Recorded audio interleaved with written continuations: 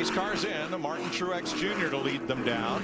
Pretty shot right there. This will be 6 laps complete. Green flag is out.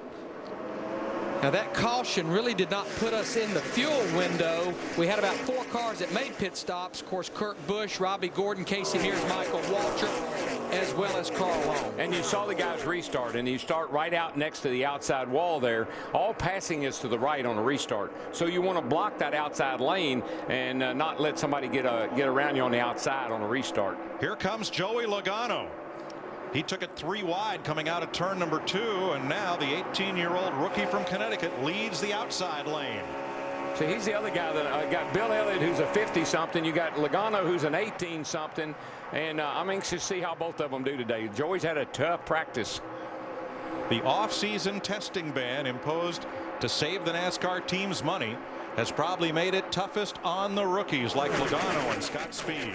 But you know what, with no testing and with this driver at Daytona, don't you think, Larry, they've been trying things, trying to find what he likes. Probably if they're going to get it right, they probably got it right today. Right. I think the biggest thing they probably did, Darrell, and you touched on it during our practice shows, they come in here and they tried to stay with a setup maybe that worked for Tony. I think they finally gave Joey Logano something he can drive. Car looks a lot smoother than it's looked all week.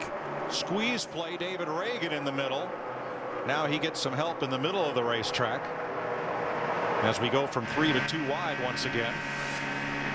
Looking from Casey Kane at Reagan and the rest of the field. And you can hear them play with the throttle. One thing I love about this engine package and the size restrictor plate they got now, you don't have to stay wide open to keep up. You got some throttle response with this engine package, and I really like that. Jimmy Johnson, the 3-time defending Sprint Cup champion, leads that lap, Steve. And Mike, right before we went back green, he said this car is real good. It's a little bit wobbly, but that's just because of some of the wind. So he likes the way that 48 is right now. Believe it or not, he's a little conservative right now. Well, there is some wind. It's a headwind. Actually, we've had tailwinds here most of the week. But here's the other thing, too. We had a little rain shower this morning. And that rain shower washed some of the rubber off the track. And they've used the jet dryers to dry it. Sometimes that puts down a little residual of fuel. And it takes a lap or 2 to get that off. And Martin's talking about getting off. He's telling Jeff Gordon to get off of me. Jeff Gordon in that 24 car got Martin Truex Jr. and won mighty loose that last time getting into turn 3. Bill Elliott in that 21 car continues to push Jimmy Johnson in the 48. That's Paul Menard with them. Menard over the winter, switched from Chevrolet to Ford, going to Yates Racing in what is now the number 98. And he has Greg Biffle behind him in the 16.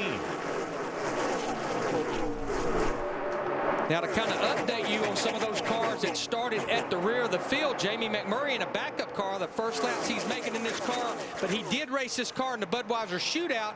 He started at the tail end of the field. He has moved up to 12th position in that 26. Yeah, he had a second-place finish in the Budweiser shootout, and now I think he's got the car that he's really comfortable with in this race. Eric Almirola in that 8 car stuck in the middle. Another car we've been watching, one of those go or go homers. Scott Riggs in that 36 car. He has made some moves up into the top 10. Started back in 15th. He's in 8th. This is owned by Tommy Baldwin. Tommy Baldwin, the winning crew chief from the 2002 Daytona 500, put this team together in about a month's time to come down here. Well, Riggs is an aggressive driver. We know that, and that's what you got to be in this race today. If you're trying to get in this thing, you got to take no prisoners. Sunday, 2 p.m. coverage begins of the Great American Race, 51st running of the 500. You're with Casey Kane, Matt Kenseth just ahead. Speaking of the 36 and Scott Riggs, Larry, if you're Tommy Baldwin, are you excited? Or are you about ready to hang yourself because your car's running up here in the front? Well, I think Tommy, he knew he had a good fast race car. He was very confused that that car did not run any faster than it did in qualifying. But I think when I look at some of these teams like the 36 car, like Joe Nemechek, as I've documented, they're going to have to make a pit stop. That means right now the biggest thing Tommy Baldwin and some of those crew chiefs need to do, there's Tommy Baldwin right there, is get that pit crew pumped up, but just tell them to go out and have a good pit stop when our car comes to pit road. Truex back to the point. There is Riggs on the outside of Jimmy Johnson, who's locked into the 500. And this is Riggs' best and probably only shot to make the race. His speed would not be fastest to get him into the field. He's going to move past Jimmy Johnson. Jimmy Johnson in the 48's on the bottom of the racetrack with no help. Riggs moves up there into the top 5 now, right in front of David Reagan in that 6 car. So right now, Tony Stewart and Scott Riggs would be the transfer cars. Again, Tony Stewart drove for Joe Gibbs Racing for 10 years, 2 championships. This will be the first weekend that he has started a Cup event not driving for Joe Gibbs, his own race team, Stewart Haas Racing. You know, Larry, it looks to me like as I watch these cars go around the racetrack, the fast way around this racetrack is down low in 3 and 4. Everybody hooks the bottom in 3 and 4. But, man, they are rim riding in 1 and 2. I mean, they are touching the wall. Guys, there he is, Jamie McMurray in that 26 car. This is the car he ran so well in the Budweiser shootout, was leading on the white flag lap, started shotgun on the field. He's trying to get to the top 5. Let's see what the 9 car looks like. He may have made some contact. And watch he and Mike Skinner. Mike Skinner in a 23.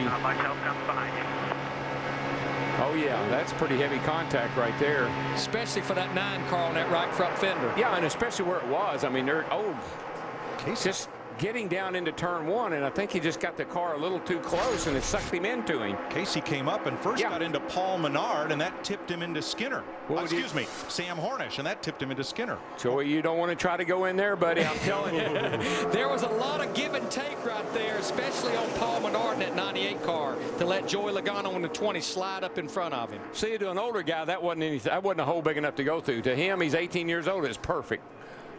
A gap. Tried to shoot the gap. Now, yesterday in practice, in those 2 practice sessions, this is about the time that some cars started showing up with handling problems, about 15 laps into a run, which is where we're at right now. Martin Truex leads the first of 2 Gatorade 150s, and Scott Riggs is the man right now in the best position to race his way into the field.